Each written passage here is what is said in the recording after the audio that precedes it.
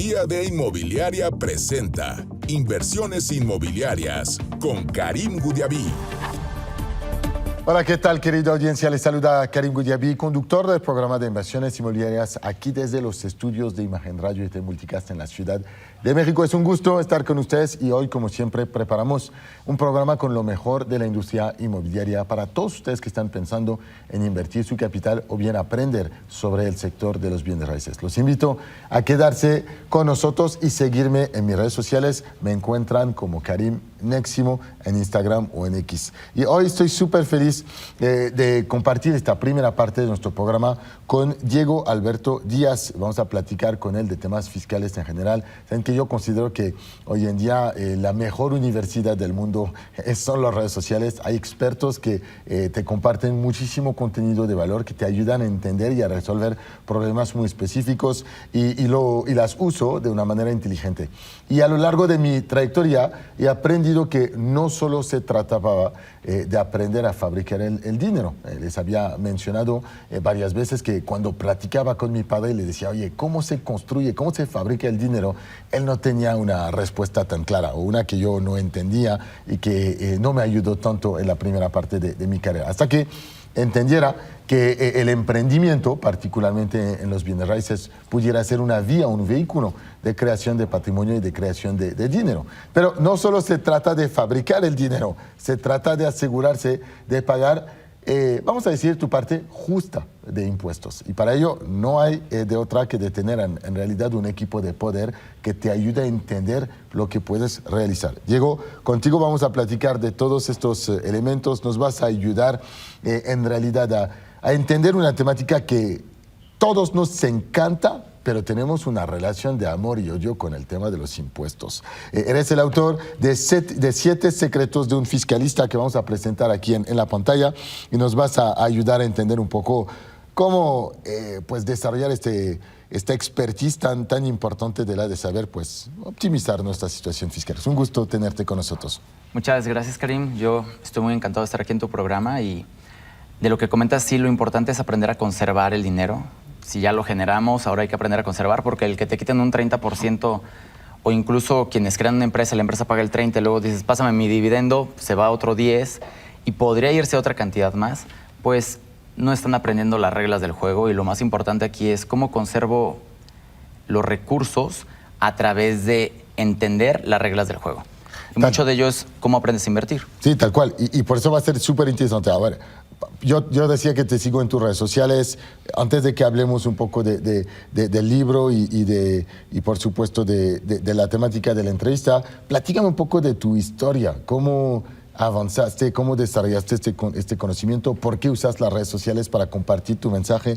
Es algo bien interesante porque fiscalistas y abogados a veces están un poco escondidos y no les gusta comunicar tanto. Y al contrario, a ti te encanta comunicar y a ti te encanta compartir tu mensaje. Sí, sí me gusta porque recién saliendo de la licenciatura en contaduría, yo quise hacer una plática. Fui con mi ex jefe del despacho para ver si se asociaba conmigo. Se burló, por así decirlo, diciendo, Diego, ¿te quieres comer el mundo a mordidas? Ese fue un no para mí. Y organicé un evento en el cual no asistió ninguna persona. Eso me frustró. Sin embargo, con ese dolor, vamos a decirlo así, del pasado, más una conferencia de estrategia fiscal que se convirtió en un diplomado de 6 meses, yo dije, aquí mero. Y cuando fui con un mentor para que me revisara mi presentación de lo que iba a compartir, me dijo al final, Diego, excelente presentación. ¿Estás dispuesto a meter en problemas a tus clientes? No, ¿por qué? Porque todo lo que me pones aquí va a generar un problema, un riesgo y vas a tener un problema con tu cliente. ¿De dónde salió esto? Pues de un diplomado donde había muchos contadores y abogados. ¿Quién dio el curso? Fulanos de tal. Diego, ellos se dedican a fraudes y extorsiones fiscales con sus clientes. Esto me genera como ¿qué estaba a punto de hacer yo? De manera que en ese momento decido retomar y decir, voy a volver a dar cursos. Decido seguir la línea de mi mentor. Me dijo, tienes que ir con fulano, sutano y perengano a tomar capacitaciones, comprender distintos puntos de vista, porque no todo lo vas a aprender en el colegio de contadores, no todo es en una universidad. Así que busca. Me tomó como 8 años ese recorrido y logré aprender lo que sería como un 20% de lo que sé hoy. Porque ya después se me facilitó más el tema de la estrategia fiscal, comprender que existe, que genera riesgos, pero no todos allá afuera están preparados para resolver un problema de gran escala. El asunto del SAT, si lo podemos decir de esta manera, es que no todas las reglas son claras, ¿verdad? Es que no lo varias son. No lo son para nada. Y son sujetas a interpretación y entonces a veces tu contador te dice, pues sí, aquí hay un caminito, pero no es capaz de asegurarte que este caminito está bastante seguro, ¿no? Si en ocasiones tu contador no tiene la claridad, el SAT dice, pues yo soy la autoridad, aunque se le ha demostrado que no tenía la razón en muchas ocasiones. Entonces tienes que aprender a jugar con los criterios que puede tener tu contador, los que está buscando tener el SAT, aunque no sean reales, y si quieres ponerlo más complejo con lo que está pasando ahorita con el tema de los nuevos jueces, Sí. que ya no sabemos qué tan imparciales puedan ser en un momento dado. Todo esto genera un nivel de riesgo al momento de hacer estrategia fiscal. Correcto. Ahora, todo esto, antes de que hablemos del tema de la preventas, todo esto lo compartiste y lo sumaste, me imagino, lo resumiste en un libro que se llama 7 claves para cobrar a tu empresa. Ayúdame un poco a entender cuál es la lógica del libro, porque me imagino que es tú como emprendedor, y te entiendo, trabajas durísimo. Yo siempre digo que para hacer despegar un negocio es la fuerza de un Boeing 747 que es lucha para llegar a despegar, y muchísimos llegan al final de la pista y no han despegado, desafortunadamente. El día que despegaste te das cuenta que pasas al peaje de los impuestos de manera constante, ¿ok? Y te decepciona un poquito porque dices, oye, pues igual era más sencillo ser empleado y no tener que aceptar todo este riesgo. Pero existen maneras de poder operar un negocio exitoso económicamente y, por supuesto, de vivir bien de ello. Sí, este libro sale de nuestro seminario de estrategia fiscal en el que vemos varias estrategias, y la primera es que el dueño de una empresa identifique su rol, que pueda decir, mira, sí, yo cierro contratos, yo hago presentaciones, yo soy el desarrollador o soy el arquitecto. Bueno, pues todo ello tiene un valor y aquí es el paso 1, ¿no? Identificar tu rol. Hice este libro de claves para cobrar a tu empresa porque me topé con varios profesionales que en redes sociales te dicen que si tú, siendo socio, le cobras a tu empresa, es crear un foco y que te va a auditar el SAT. Y yo lo que me pregunté es, ¿de dónde sacó ese comentario? Porque si lo dijo desde su experiencia, debió haber dicho con base en mi experiencia. Pero si vamos con base a lo que está pasando, que tú puedes entrar a la página del SAT, a quienes están auditando, a quienes no auditan pero recaudan, el que tú le cobres a tu empresa no es un problema. Solamente eres una parte relacionada, que a muchos les da miedo el tema de la obligación de hacer un estudio de precios, que está en menos de 30,000 pesos en algunos casos al año, y es algo que dices, entonces no es algo más que un gasto adicional que se puede convertir en una deducción para reducir el impuesto en la empresa. Y aquí viene algo interesante, Karim. La empresa va a hacer deducible lo que te paga antes del 30% de ISR, antes del 10% de PTU, vamos un 40% para la empresa. Lo recibo yo como persona física y ahora yo puedo meter mis deducciones personales y autorizadas. Y aquí puede ser que mi impuesto sea el 20%. Pues automáticamente reduje una carga fiscal a la mitad, sin hacer nada tan ilógico como reconocer lo que estamos haciendo tú, yo o el emprendedor en su empresa. ¿Cómo podemos y dónde podemos encontrar el libro? En mi sitio web, diegodiaz.mx. Bien, equipo. A mí me gusta cuando los invitados vienen aquí con contenido de valor. Siempre les digo que el libro es probablemente el mejor regalo que puedes hacer a alguien. Le quieres ayudar a crecer, le regalas un libro y le haces un regalo, le das dinero 2 veces. ¿Okay? El libro es dinero que le das a través del regalo, el conocimiento que le das es dinero a través del regalo. Así que asegúrate de poder ponerte en contacto con Diego a través de sus redes sociales o de la página web. Si hablamos un poco de preventas y de estrategias fiscales en el sector inmobiliario, ayúdame a entender un poco cómo se consideran los impuestos en materia de preventas, porque hay un poco de los dos lados. ¿Generan, no generan? No me queda claro. Sí, aquí va a depender del contrato. Por ejemplo, el desarrollador te puede decir, tú que estás interesado en invertir en preventa, dame un anticipo. La ley considera ese anticipo como ya un ingreso, pero el detalle es que no es por los 100,000 pesos que te di de anticipo. Podrían ser los $100,000 que vale el proyecto en preventa.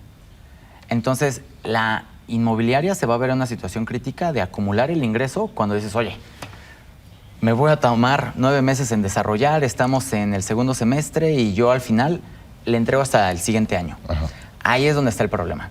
Luego entonces la legislación, misma ley del ISR, tiene una consideración para desarrolladores inmobiliarios, que ya aquí ya es algo más especializado, en el que te dice la ley, si tú haces una preventa y acumulas el ingreso, te voy a permitir que hagas una deducción de lo que va a ser el proyecto en este ejercicio para que no me pagues de más. O sea, virtualmente puedo deducir lo que me ha costado de construcción o el valor teórico de lo que hubiera sido el gasto de construcción a esta época del año. Exactamente. Vamos a pensar que el proyecto tiene un 50% de ganancia, me exageré un poco, pero es $1,000,000 o $100,000, $50,000. Esa cantidad la puedo hacer deducible ahorita. Hay reglas, te dice que sí, sí, que no. Por ejemplo, la nómina no te deja hacerla deducible excepto la que termines de pagar. El terreno te va a permitir hacerlo deducible también. Ok, esto es interesante. Ahora, platicamos un poquito de qué pasa cuando vendes en preventa y te retrasas en ese caso. ¿Qué impacto tiene fiscalmente para el desarrollador? Potencialmente, no sé si para el comprador. Aquí va a ser bien importante el régimen del desarrollador. Ajá. Porque una manera de comprar tiempo para una empresa va a ser estar en el régimen general de ley. El régimen general de ley tú pagas mensualmente con un coeficiente y en marzo ajustamos cuentas. Cuando tú te rezagas y no se logran pagar los gastos que se tenían que haber pagado, el desarrollador pierde. Y sabemos, equipo, que para el desarrollador en realidad la inversión inmobiliaria es una inversión financiera. ¿Okay? El desarrollador tiene vamos a decir, una utilidad del 15 a 25%, dependiendo del proyecto. Algunas veces un poco más, pero no crean que sea muchísimo más. Lo que sucede es que en realidad trabaja con el dinero de los demás y el ejercicio financiero es llegar a poder fabricar este 25%, a veces sobre cientos de millones de pesos de valor de proyecto con el dinero que no es suyo, con capital que no es suyo. Y ahí algunos retrasos fiscales pues pueden crear en realidad un impacto importante en la utilidad del proyecto, ¿no? Exactamente. Entonces aquí el desarrollador tiene que tener a un especialista, a lo mejor es tu contador interno para tema de llevar las finanzas bien claro, de saber cuánto es el costo de cada proyecto, porque quien no tiene una contabilidad clara, solo compra, lo manda a un inventario y dice, oye, ¿y cuánto fue del proyecto 1, del proyecto 2 y del proyecto 3? Entonces tienes que tener clara la parte financiera por proyecto. Y segundo, hay un estímulo fiscal en el que tú dirás, oye, me voy a atrasar, ¿qué puedo hacer? ¿Qué me permite la ley? Está el estímulo fiscal en el que te dice, adquiere un terreno y lo haces deducible.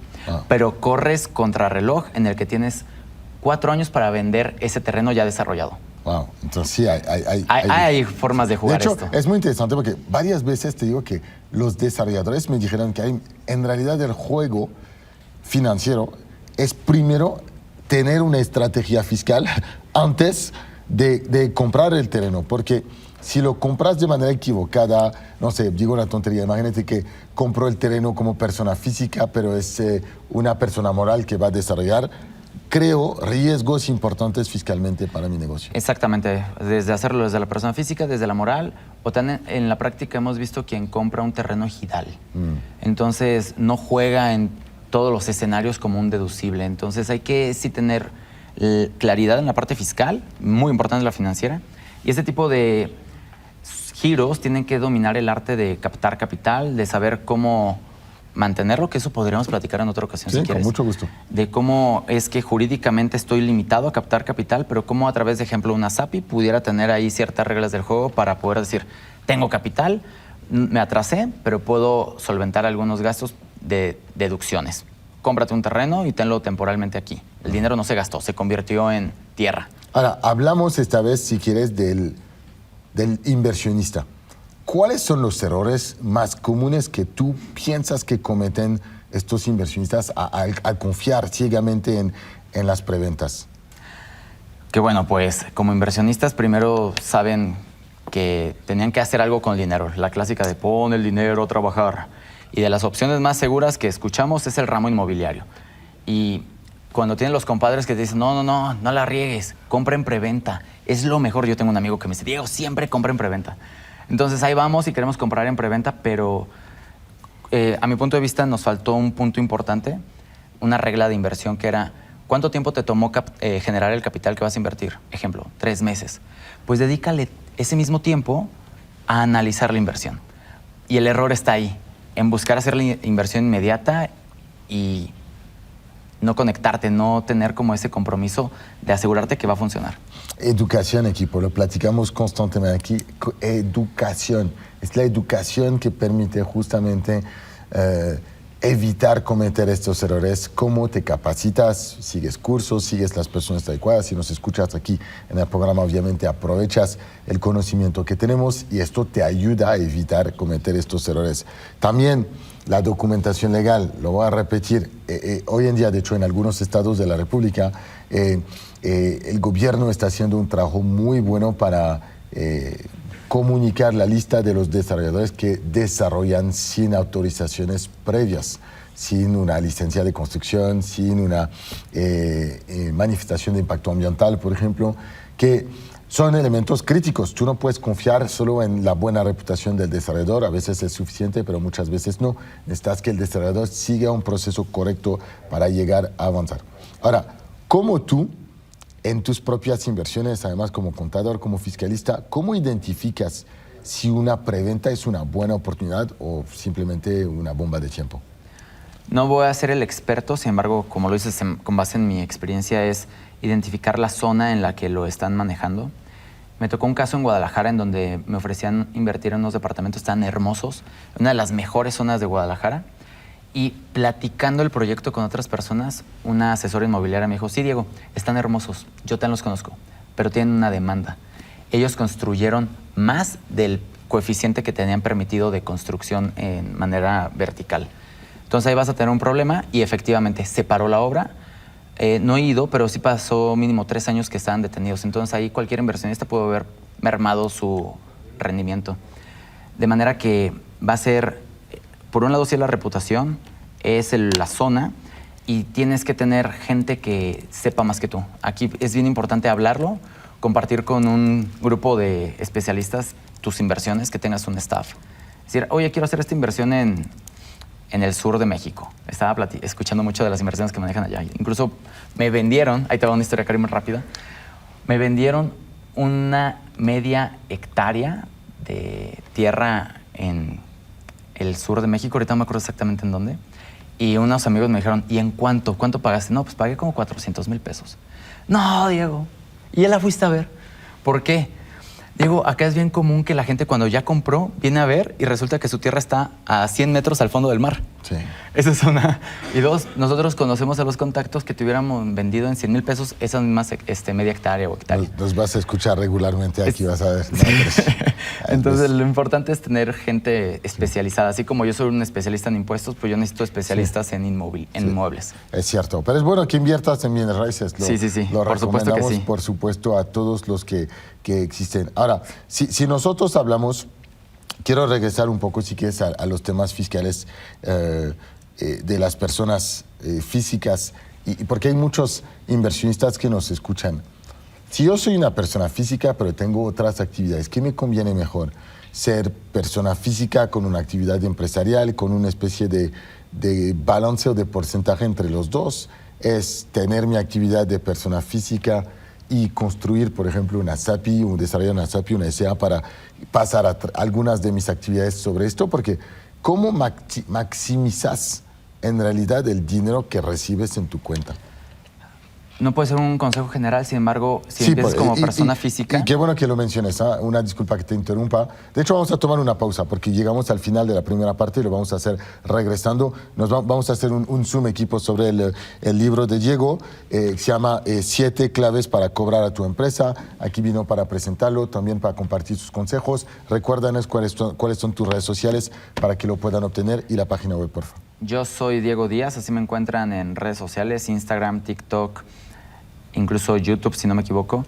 Yo soy Diego Díaz y mi sitio web, diegodiaz.mx. Excelente, equipo. Entonces vamos a hacer un corte rápido, regresaremos con Diego y vamos a intentar entender o contestar estas preguntas. Tomen en cuenta que no es un consejo específico, como bien decía, es genérico porque pues necesitaría tener la situación de cada persona. Vamos al corte y continuamos. Bien, continuamos en esta plática tan interesante sobre cómo optimizar nuestra situación fiscal en diferentes ámbitos. Las preventas inmobiliarias, como desarrollador, por supuesto como inversionista, pero también como empresario, cómo puedo tener una relación pues positiva en realidad con la carga fiscal. Es algo que siempre digo es importante que el país y que nosotros pues contribuimos a su desarrollo, pero al mismo tiempo existe siempre esta tensión de que pues estoy trabajando tan duro y cómo puedo asegurar pues proteger mi patrimonio y estar pagado a mi justo valor. Para platicar de estos asuntos me acompaña aquí Diego Díaz, lo pueden encontrar en las redes sociales como Yo Soy Diego Díaz. Viene también a presentar un libro que se llama 7 claves para cobrar a tu empresa, disponible en su página web o en sus redes sociales. Diego, antes del corte te platicaba un poco de cómo optimizar tu situación si tienes o si quieres tener múltiples ingresos. Y te platico de esto eliminando de la ecuación el hecho de que pues tu actividad asalariada pagas impuestos y todo el resto lo pones en blanco, obviamente no lo facturas. La idea es encontrar una manera de que si quieres hacer las cosas bien, lo hagas de una manera optimizada. Sí, mira, vamos a pensar que no tengo socios, puedo empezar yo como persona física y aquí la persona física usualmente va a decir, bueno, voy a construir un local comercial o una casa habitación, un departamento. La persona física va a tener la ventaja de acumular conforme va recibiendo el pago, entonces aquí no tienes problema de si haces una preventa o no. Aquí no te afecta esa parte o esa regla de acumula el total. Es una manera sencilla de arrancar, sin embargo no es la recomendable para mantenerte, ya que vas a tener trabajadores a tu cargo. Y lo último que queremos es que pongas en riesgo tu patrimonio en tema de una demanda laboral. Por lo tanto, lo más pronto posible es crear una sociedad. Yo no me iría a la SAPI todavía, yo crearía una SASB. Hay quien va a decir una SAS, totalmente válida mientras los ingresos te lo permitan, pero con una SASB yo buscaría pasar poco a poco la operación. Y hay algo bien importante, Karim. El desarrollador o el socio es importante que tenga una propiedad, porque cuando tú quieres apalancarte del banco o de créditos bancarios con tu sociedad, te piden que pongas o hipoteques o dejes en garantía al menos una propiedad a nombre de los socios, no de la sociedad. Tú puedes decir, es que todo lo tengo en la sociedad. Pues no, yo necesito una propiedad del socio. Sí. Entonces aquí hay que entender que el apalancamiento es una regla poderosísima y es, yo como persona física debo de tener propiedades, sí, para poder apalancar con el banco a mi sociedad. Luego, en una siguiente fase donde tenemos inversionistas, vale la pena convertir esta SADCB en una SAPI. Oye, ¿tengo que crear otra? No, se puede convertir. Transformar es el término que usaría un notario o corredor público para que esta SAPI tenga la posibilidad de tener acciones distintas a la tradicional, con la facultad de que le digas, oye, tú como accionista tipo B no tienes voto. Es algo bien importante para que me dejes a mí como desarrollador. Yo lo que quiero es tu dinero, pero no tu consejo. Sí. Entonces la SAPI tiene esa facilidad en un momento dado. Para proyectos de mayor calibre, la persona deberá haber estado muy capacitada, llegará a los fideicomisos. Sí. De manera que tendríamos estas 4 opciones de manera muy sencilla como una guía de hacia dónde voy. Platícame un poco de tu actividad. En las redes sociales particularmente veo que compartes cursos, capacitaciones. ¿Quiénes son las personas que te siguen y que te buscan? Para entender un poco la lógica aquí. La gente que me sigue es gente que tiene un negocio, gente que quiere evitarse problemas. Me siguen también contadores que les interesa aprender la parte de estrategia fiscal y muchos estudiantes de contaduría y derecho. Y ahí estas personas buscan aprender a fabricar el dinero o aprender a proteger, o los dos, si les aconsejas en los dos. Les aconsejo en los dos. Para mí es clave, equipo, que ustedes siempre busquen la manera de capacitarse. Especialmente me gusta el contenido de tus redes sociales porque hay tantas tonterías y pajas en las redes sociales de cosas que no sirven y hay expertos que al contrario te ayudan a poder desarrollar conocimientos. ¿Tienes alguna actualidad quizás de curso en línea o presencial que podrías compartir con nosotros? Sí, usualmente aquí en Ciudad de México tengo mi seminario de estrategia fiscal. En línea suelo tenerlo también y tengo otros temas que aprende cómo convertir a un trabajador en un emprendedor y viene toda una metodología de cómo se rompe la subordinación para que esto sea totalmente legal. No es algo sencillo, obviamente, y por eso lo que nosotros buscamos es darte ese contenido traducido lo más claro para ti que no estudiaste contabilidad ni derecho. Sí, y justamente para alguien que no tiene esta afinidad con esto, ¿dirías que es bueno para que entiendan los conceptos? y que luego sepan hablar el idioma del contador. Sí, y no lo digo yo, lo dicen mis clientes a través de sus testimonios que nos han dejado, y algunos están ahí en redes, en el cómo se les ha ido clarificando. Hay quienes van más de una vez al seminario porque dicen, ya dominé el tema 1, pero el tema 7, holding, ahora me interesa. Inicialmente no me interesó, no le di mucha importancia, ahora sí. Entonces ha sido una muy buena base para que el dueño aprenda estrategia fiscal. Oye, una pregunta quizás que la gente no sabe si tendría que hacer. Porque el doctor confía ciegamente en él, porque pues, el conocimiento es tan importante y la salud que dices, pues yo no voy a retar a mi doctor. Pero a tu abogado, a tu contador. A nosotros rétanos. A nosotros nos tienes que pedir el fundamento, dónde esté escrito. Si esté escrito, se puede. Y en otro caso, oye, tú puedes hacer deducible un automóvil con valor superior a los 175,000. Mi contador me dijo que no. ¿Dónde dice? Artículo 36, fracción segunda, dice que hasta 175,000. Y ahí viene la parte de interpretación. Oye, pero esos 175,000, lo que dice es la deducción anual, no el valor del auto. Y aquí ya entramos en debate. Y eso es algo bien importante que tienes que tener tú como dueño de negocio. Aquí sí hay un papel que te puede dar el norte de si lo que te está diciendo está soportado o te va a meter en problemas. Con esto nos vamos a separar, Diego. Qué gusto tenerte con nosotros. Gracias por haber estado en el programa. 7 claves para cobrar a tu empresa, equipo. Vamos al corte y continuamos.